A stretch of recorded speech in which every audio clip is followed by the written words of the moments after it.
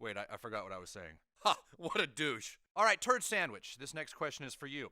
How should South Park Elementary enforce its laws of conduct for young athletes during sporting events?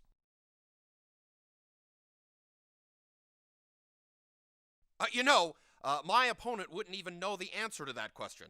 If you ask him the same question, he would not answer it.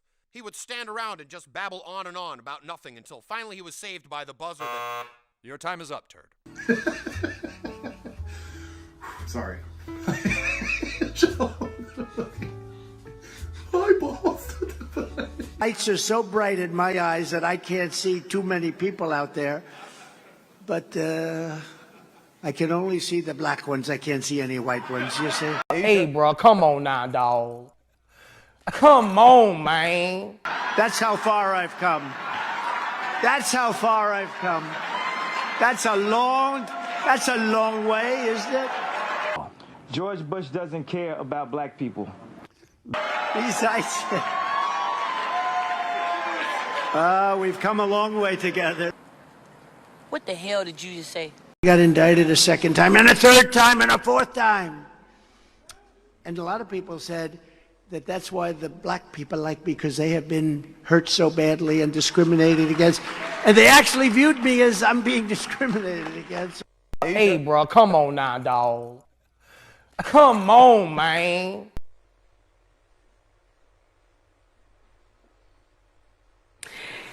Can you get more insulting? Do you really think that people like you because you were indicted, because there is some suggestion that's being made here that people see themselves in you? He's just like me. I too have been indicted. That discrimination and all that accompanies it can be reduced to what your experience has been. I guess stereotypes might be the new platform here. Forget. We don't give a fuck! Jesus! We don't give a fuck! The mugshot, we've all seen the mugshot.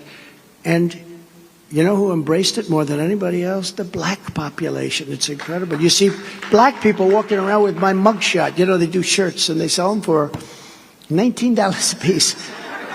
George Bush doesn't care about black people.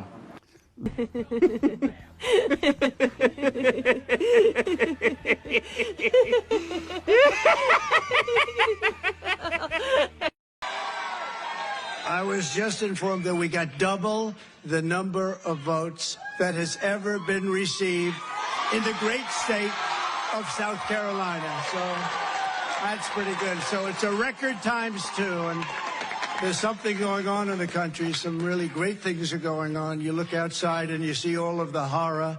You see millions and millions of people coming across the border illegally. We don't know where they come from. They come from jails. They come from prisons. They come from all sorts of places that we don't want to know. They come from mental institutions and insane asylums. And we don't want that in our country. We're not going to stand for it. We're not going to stand for it. You have terrorists coming in. You have people coming in that we just can't do.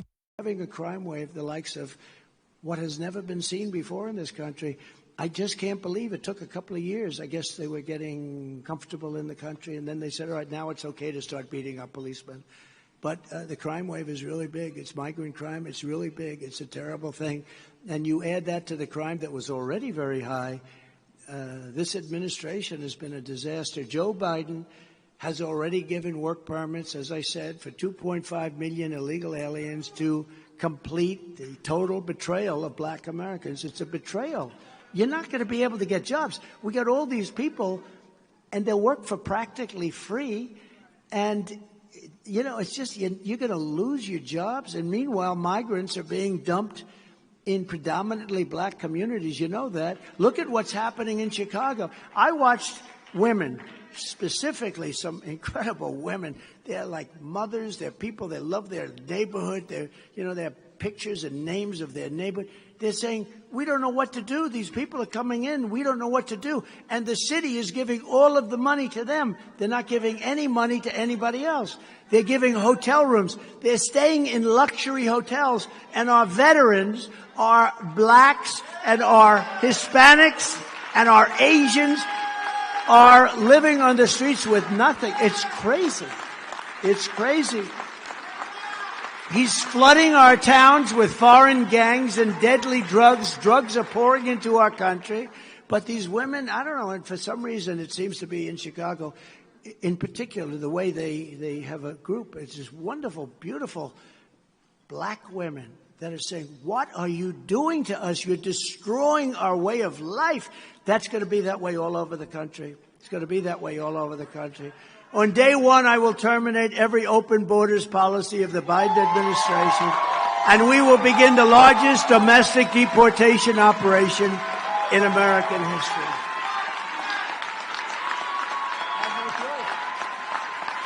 We will also act to swiftly crush the wave of violent crime. And you know, these people come from some pretty tough countries, and I said it before. They couldn't do what they do here. You know, you saw the middle finger going out to our police the other day. If that happened in their country, they'd be dead within 2 minutes. They'd be dead. They took them a little while to realize that we're politically correct. Or politically wrong, in my opinion, but it took them a little while. But if they went in, you go into some of these South American countries where they have the guys with the bullets across the, you know, Pancho Villa, right? Boom, boom. They got more bullets. You got to be strong just to carry the ammunition. And I got 28,000 of them to protect our border. Don't forget, I told Mexico, you have to give us 28,000 soldiers. The president of Mexico laughed at me. He said, why would we do that? What are you, crazy? We're not going to give you. I said, yes, you 100%. No, we won't. We won't. You know that story. Did anybody hear that story? We won't. And I said, no, you will. You have to give us 28,000 soldiers. We're building the wall. We built 571 miles of wall. We're going to do another 200 miles of wall.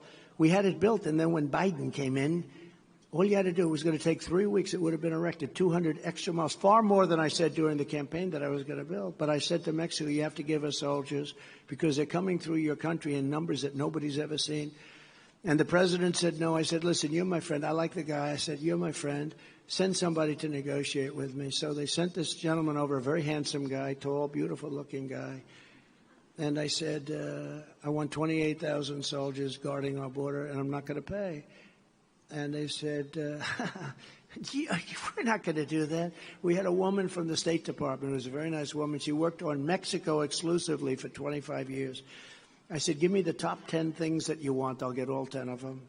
They said, she said, sir, you're wasting your time. We've been after this for 20 years. Like catch and release in Mexico, like remain in Mexico, like your title where you have sick people not allowed into our country because they will give disease to other people that would never have happened. You have a lot of very sick people, and we all have a heart. We want to take care of the people. We can't have them come into our country and infect our country. And all of these things, I had 10 things. I went to Tom Homan, who you know, he's a tough guy. I went to a couple of other, Brandon Judd, great people, and they're very strong. Our border was the strongest it ever was. I said to him, no, you're going to give it to me. No, he said, I'm not going to give you 28,000 soldiers. I'm not authorized to do that. I said, I promise you, you're going to give it. Now, you're going to give us 28,000 soldiers, and we're not going to pay for them. And they're going to go from east to west or west to east. I'll take it either way. And you're going to give us 28,000. No. He says, no way. I said, way. And he said, no. And then I said to him, here's the story. You're going to give us the 28,000 soldiers. We're not going to pay. And if you're not, we're going to put a 25% tariff on every car that you have made that you stole out of America. We're going to give you a 25% tariff. Every single car and every product that's made in Mexico that comes into the United States is going to have a 25% tariff placed on it. And if you're not going to give us the soldiers, it goes into effect on Monday morning at 7 o'clock in the morning. It was a Friday. And he said, sir, you ever see a guy choke like over a putt or over a pitch by a guy that throws a ball at 100 miles? It's like, oh. And you could see he was a little choky. He was getting a little bit choky. May I have 5 minutes? I said, to call the president of Mexico. Yes, sir, to call He comes back in about 3 minutes. He goes, we would be delighted to provide you with 28,000. And that's why we had the lowest numbers, the best numbers in the history of the border, the history of our country by far. We also did two other things. Drugs were down 57%. Now, drugs are 10 times higher than at any time. The drugs are pouring into our country. There's nobody to stop them. It's not just people. And human trafficking, and it's almost always with women. It's women. And you think of it almost as an ancient crime. You know, when you hear human trafficking, you don't think about it as today in this world. Well, it's worse today than it was 1,000 years ago. And the reason is because of the computer, because of the internet. They search the internet for women and they grab them.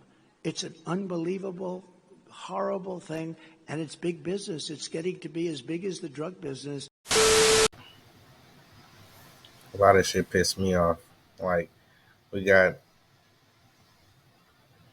Donald Trump talking to the black conservatives, saying that he's surprised he doesn't see a white face in the crowd. You know, he's concerned about the immigrants taking most of the blacks' jobs and stuff like that. You know, people were, gathering behind Donald Trump because we really don't see nobody else that can actually help America and get us out of this inflation and get us out of this bullshit, all this immigration, all this high taxes. There's a whole lot of things that Trump trying to address. And people still going off of all the racist shit he's saying. He is saying a lot of unnecessary racist statements. It's not, it is, it's not. Damn, it's pretty racist though. All right, it's racist. We understand, but when you with your white friend, don't you say racist jokes? Trump trying to be one of them guys. You know what I'm saying? When you with your white friends, y'all could say a racist joke or two. It comes with the territory. But I don't know if Trump cool like that yet. You know what I'm saying? You saying some stuff. I know that we gave Bill Clinton a damn pass. Like, we don't want to give Trump the pass. Might as well give Trump the pass. Shit. He got in there. He was putting his kids on and shit. He was freeing blacks and shit, bailing niggas out. I mean, what's the big deal? We gave Bill Clinton the pass. He was getting head in the Oval Office. He was doing his thing. And y'all didn't say nothing. Y'all wasn't tripping off shit. You already gave him one term. Y'all might as well give him another term. What do we have to lose at this point? Who are we going to nominate? Nikki Haley? Who do we have at this point? It's gone from one bad decision to another bad decision to another bad decision to now we just all the way down the road. We got to make a decision. It's a fork in the road, and it's dangerous both ways. You know what I'm saying? Hopefully Trump can get us out of this bullshit that we're in and see us forward in this country. All we've seen is more and more taxes on unnecessary goods, taxes on our fucking wages. We've been seeing taxes on every fucking thing going up. And we don't want to give Trump a chance. Give Trump a chance. Give Trump a chance. You know what I'm saying? Because, like, who else do we fucking have? At least he's thinking about bringing money back to America. Stop funding unnecessary foreign aid and all that dumbass shit. Biden keep giving away money left and right, just printing money left and right, and it just seems like a big ass cash grab. It is what it is, you know what I'm saying? I mean, I don't know if Trump gonna not do the same. Is Trump probably gonna do the same thing? But hopefully, ah shit, this is all fucked up. Niggas say, ah shit. See, this is why I don't vote for shit, because this is all fucked up. We're hoping for Trump to actually do the right thing when he gets in office. Last time, did he try to do the right thing? Nigga, fuck it. You know what I'm saying? We already had Obama and he ain't did shit. Might as well get Trump for 2024. Who else we gonna give? Nikki Haley? Oh, hell nah, nigga. That's it. That's all, nigga. Silence is acceptance and we ain't having it. Like, comment, subscribe.